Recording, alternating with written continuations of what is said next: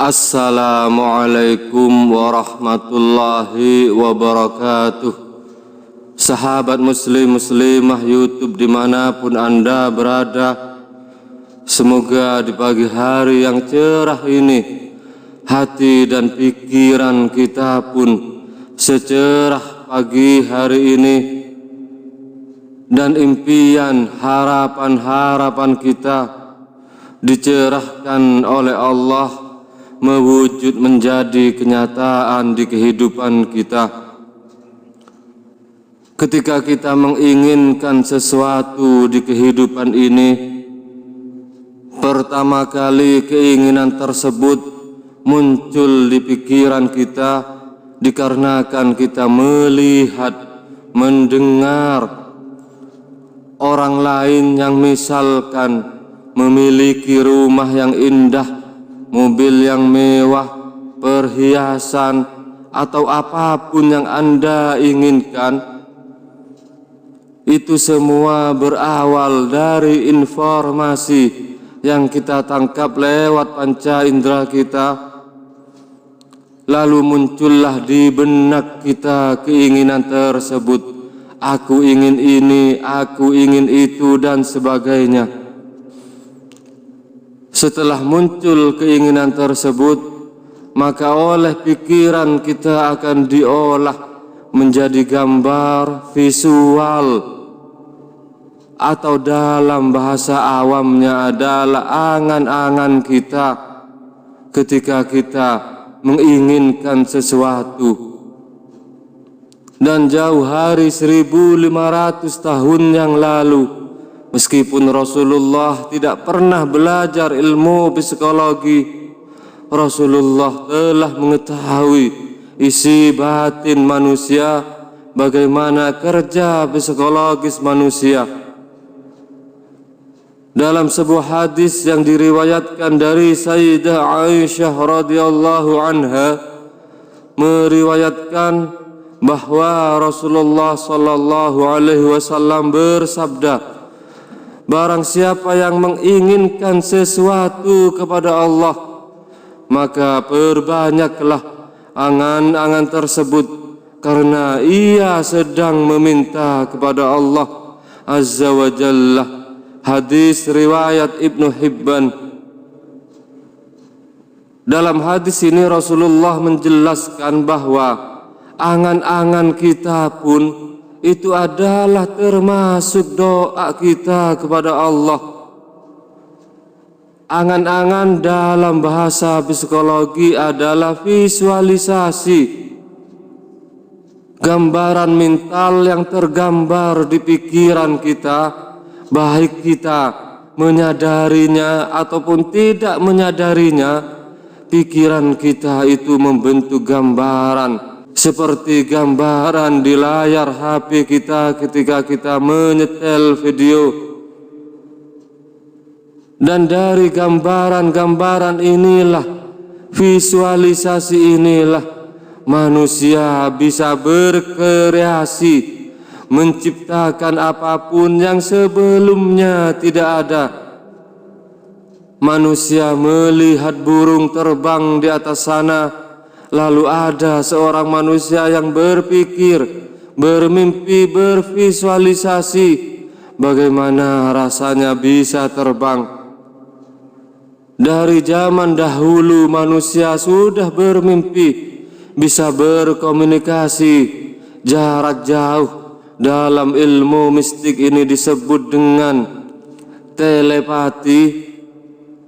Dan sekarang kita bisa membuktikan kita tidak perlu melakukan ritual apapun hanya untuk berkomunikasi jarak jauh dengan orang lain, karena impian manusia sudah mewujud menjadi kenyataan lewat HP yang kita pegang sehari-hari.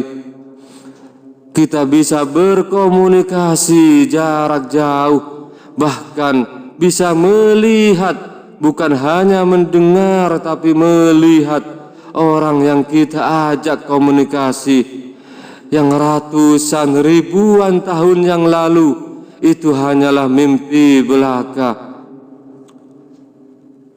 Dan Allah Subhanahu wa ta'ala telah memberikan perangkat di pikiran kita ini sejak kita balita.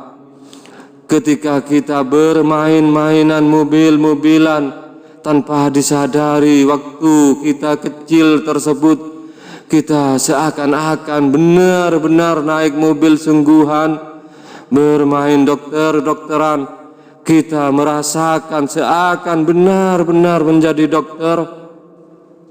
Inilah perangkat yang diberikan Allah kepada manusia agar manusia bisa berkreasi, bisa mewujudkan impiannya menjadi kenyataan. Tapi seringkalinya setelah kita dewasa, kita diberitahu jangan menghayal, jangan berangan-angan. Siapa kamu? Kok bisa-bisanya bermimpi mengangankan sesuatu yang jauh dari keadaan orang tuanya, dari keadaan dirinya? Dan tanpa disadari sebagian besar kita menekan visualisasi impian kita ketika kita menginginkan hal-hal yang dirasa secara logika tidak mampu kita raih. Padahal secara biologis pun kita manusia adalah mesin biologis yang begitu canggih. Tarikan hembusan nafas kita setiap detiknya itu tidak pernah ada usaha, ada upaya kita sedikit pun. Semuanya ada dalam pengendalian Allah. Allah lah yang menggerakkannya. Allah lah yang menuntun kehidupan kita tanpa kita sadari. Bahkan ketika kita mau berdoa kepada Allah pun, berzikir kepada Allah pun, pikiran kita, batin kita pertama kali akan memunculkan gambaran-gambaran visualisasi dari apa yang kita inginkan. Namun sayangnya visualisasi ini bagaikan pisau bermata dua. Satu sisi bisa menguntungkan kita, di sisi yang lainnya bisa membahayakan dan mencelakakan diri kita. Sebagai contoh, misalkan Anda menginginkan mobil, rumah impian Anda, maka pertama kali yang Anda lakukan tanpa disadari adalah membayangkan keinginan mobil, rumah tersebut, bagaimana bentuknya, bagaimana rupanya, mereknya, warnanya, dan lain-lain.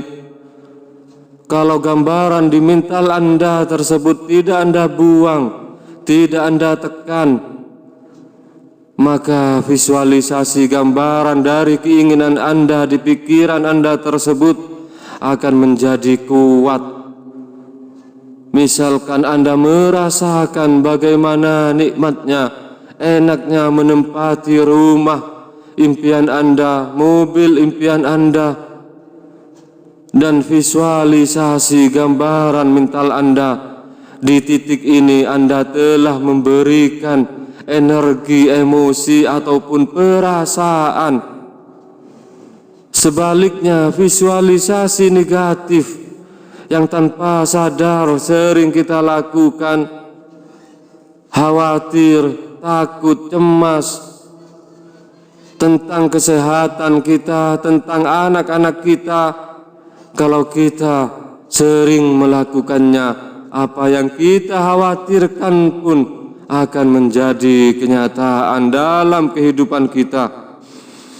Ketika kita mencemaskan, khawatir akan sesuatu, kita tidak pernah menanyakan bagaimana itu bisa bekerja. Tapi untuk hal-hal yang kita perlukan, kita inginkan di kehidupan kita menjadi kenyataan, kita seringkali berlogika bagaimana keinginan kita itu bisa bekerja dan mewujud menjadi kenyataan. Ketika Anda pun menginginkan sesuatu, jangan pernah bertanya bagaimana itu merealisasikannya, mewujudkannya. Karena dalam tubuh kita, dalam diri kita ada kekuatan Allah yang terus mengalir tanpa henti setiap detiknya di kehidupan kita. Seperti misalkan tarikan dan hembusan nafas kita, tidak secuil pun kita berupaya, berusaha mewujudkannya.